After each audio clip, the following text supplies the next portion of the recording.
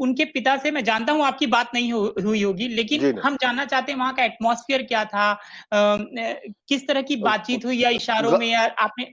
जी देखिए, जब मैं गया तो पहले तो मैं वहाँ हमने श्रद्धांजलि प्रकट की। अपने सुशांत की एक तस्वीर जैसे ही प्रवेश करेंगे दाईं तरफ है, हम लोग सब चप्पल खोल के वहां गए, हमने फूल माला अर्पित किया, श्रद्धा सुमन चढ़ाए, और फिर हम ड्राइंग रूम में हमें ले जाया गया। और दो तीन लोग थे हमारे, कुछ एक आध मित्र भी थे जो जानते थे उनके परिवार को, तो मैंने कहा था कि उनको सिर्फ बता देना कि मैं आ रहा हूँ, क्योंकि मैं अकेले बिल्कुल ऐसे नहीं पहुंच सकता था। और फिर हम बैठे रहे, तो फिर मुझे कंडोलेंस की एक बुक दी गई जिसमें आप अपने कंडोलेंस दर्ज कर सकते हैं। तो मैं उसको लिख ही रहा था, मेरा अभी भी वो मैसेज अधूरा रह गया होगा, आधा लिख रहा था, तब तक उनके पिताश्री आ गए। तो वो आए, मैं खड़ा हुआ, प्रणाम किया, उनको नमन किया, वो बैठे।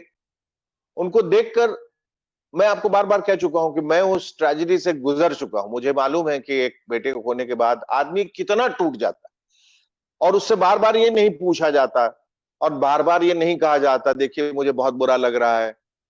वो जाहिर है इन शब्दों का कोई मतलब नहीं रह जाता इस ट्रेजेडी में। The biggest communication is through silence.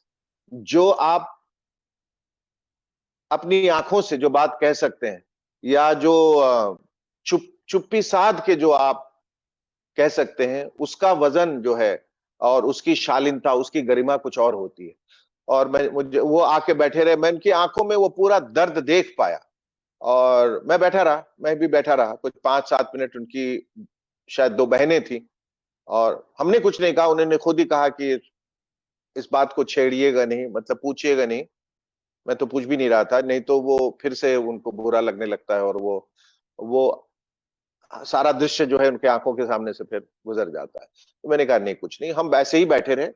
फिर उठ के आए, बाहर गेट के कुछ फोटोग्राफर्स और कैमरामैन खड़े थे, जो मैं नहीं चाहता मैं जो बात आपके इसके जरिए कर रहा हूं या कहीं, वो बात अपने आप में पूरी है, मुकम्मल है। हर जगह जाके कैमरे के आगे खड़े होके बोलना अच्छी बात नहीं है, अच्छा नहीं लगता। एक ही चीज को मैं कितना बोलूं, लेकिन उन्होंने इंसिस्ट किया, आप फिर से बताइए। फिर वही चीजें मैंने उनको बताई, और फिर बस फिर मैं वहां से निकल गया।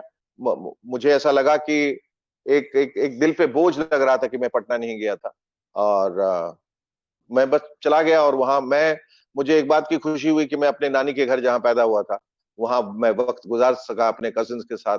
और वो लोग भी बहुत अप्रिशिएटिव थे कि भैया आप आए, हमें बहुत अच्छा लगा कि आपने अकेले जो है ये मुहिम आगे कर रखा है, चला रखा है। मेरी बहनें जो हैं दो अमेरिका में, क्षमता और शिला, और नम्रता जो है दिल्ली में, वो बहुत गर्व से कह रही थी कि भैया हमें बहुत अच्छा लग रहा है कि आप आगे बढ़ रहे हैं।